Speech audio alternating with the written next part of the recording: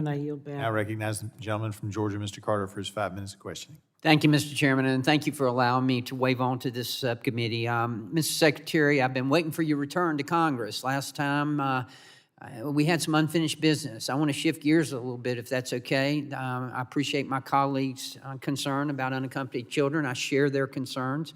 But I have another concern, and it's about the Inflation Reduction Act, specifically about the prescription portion of that. You and I have spoken about this before, this committee as well as on the Budget Committee. And you have expressed and you've said it's your personal belief that the Inflation Reduction Act would lead to more cures being developed by the same pharmaceutical and biotech companies whose research and development you're fixing to slash. As you know, professionally, I'm a pharmacist, and I have seen nothing short of miracles as a result of research and development. And that's why this is so important to me. I've watched families. I've watched families suffer. I've seen children lose parents. I've seen parents lose children.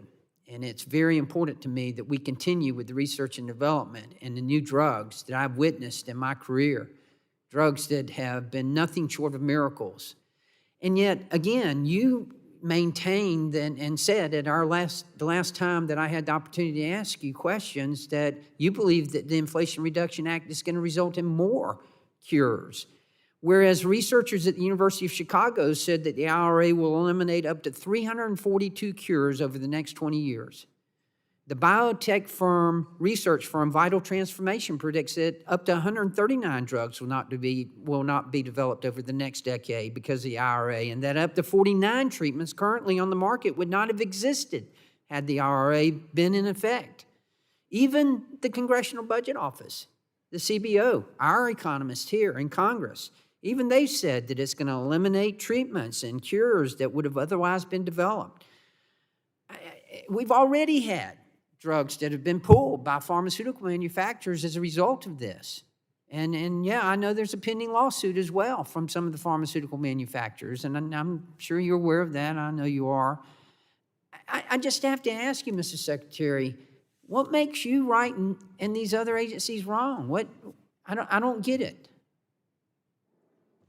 Congressman, thank you for the question, and I hope you'll agree that no American should be paying 2 to 3 times the price for a drug, oftentimes manufactured. I understand that. I'm the one that was at the counter having to tell the senior citizen what the price of a medication was and watching them try to make a decision between buying groceries and buying their medicine. I'm the one who watched the mother in tears as she tried to get the antibiotic for her child, trying to figure out how she was going to pay for it. I'm doing everything I can humanly to bring down prescription drug prices, but I do not and I will not stand by while this administration, while this agency stops research and development that I have witnessed over the past 40 years in practicing pharmacy that has resulted in miracles.